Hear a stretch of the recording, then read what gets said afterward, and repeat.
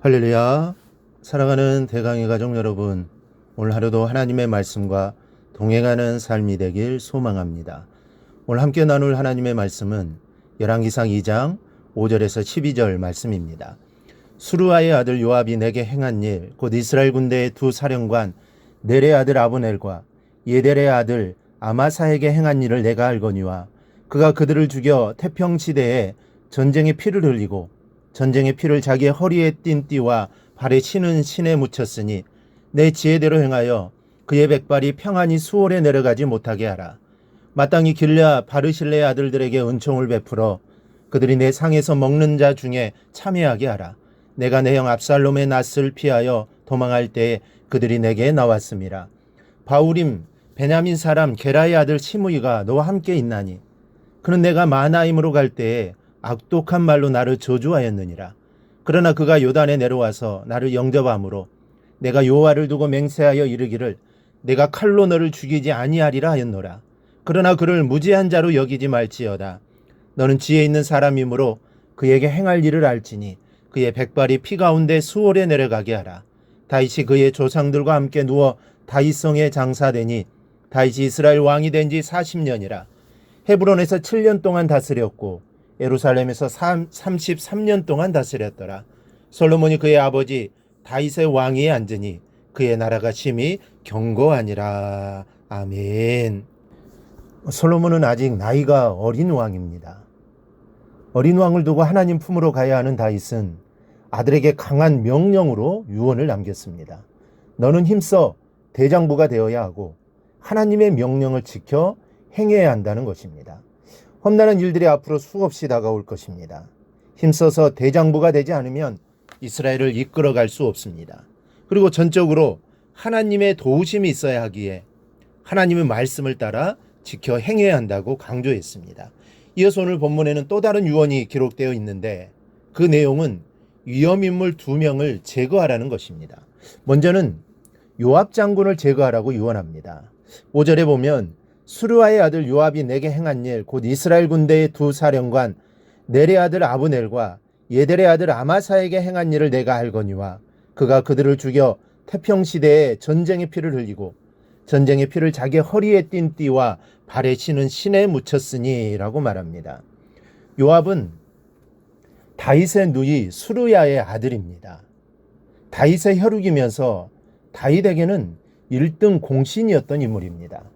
하지만 그는 다윗 왕을 무시하고 왕명을 거역할 때가 많았습니다. 5절에 기록된 대로 그는 다윗 왕의 뜻을 거역하고 아브넬과 아마사를 암살했습니다. 아브넬은 사울의 군대 장관이었습니다. 사울이 죽자 사울의 아들 이스보셋을 왕위로 삼고 다윗을 위협했던 장수였습니다. 그러나 훗날 그가 다윗의 친복으로 들어옵니다. 그리고 이스라엘의 통일을 위해 다윗에게 충성하기로 맹세했습니다. 다윗의 입장에는 아브넬을 장수로 얻었다는 것은 천군만마를 얻은 것과 같았습니다. 이스라엘의 통일이 눈앞으로 다가온 것입니다. 하지만 요압은 아브넬이 과거에 자기 동생 아사헬을 죽인 것으로 인해 그를 암살합니다. 이때 다윗이 가슴을 치며 한 말이 있습니다. 내가 기름 부음을 받은 왕이 되었으나 오늘 약하여서 수르아의 아들인 이 사람을 제거하기가 너무 어려우니 여호와는 악행한 자에게 그 악한 대로 갚으실지로다 아니라. 요압이 이러한 잘못을 해도 죽일 수가 없었습니다. 왜냐하면 이때는 다윗이 약했다고 합니다. 이 말은 다윗 자신이 왕으로 기름 부음을 받았음에도 불구하고 여전히 정치적 입지가 약함을 드러내는 것입니다. 그래서 요압을 어떻게 할 수가 없는 상황입니다. 요압은 또 아마사도 죽였습니다. 아마사는 압살롬이 반란을 일으킬 때 그 군대의 장관입니다.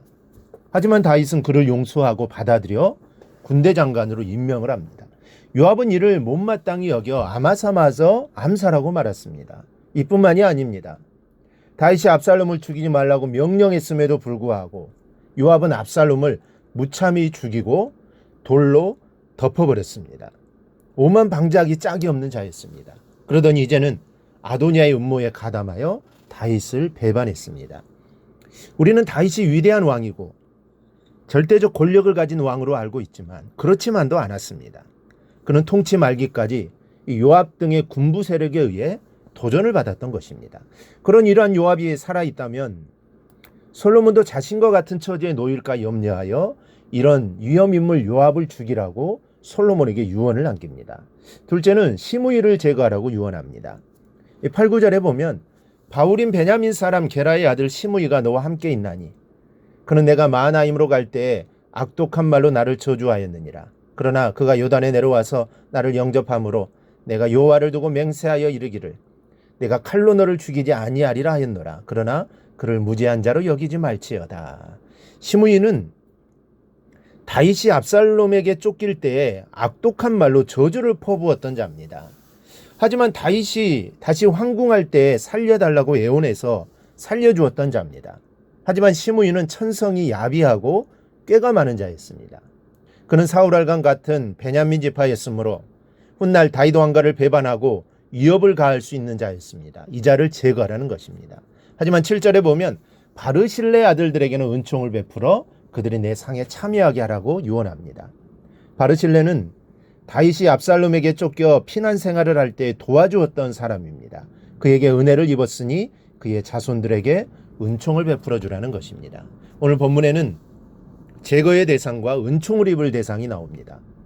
여러분은 어떤 인물이고 싶으십니까? 특히 하나님 앞에서 어떤 일꾼, 어떤 종이기를 원하십니까? 우리 모두는 하나님 앞에 은총을 입는 자들이 되어야 합니다. 그 길은 순종입니다.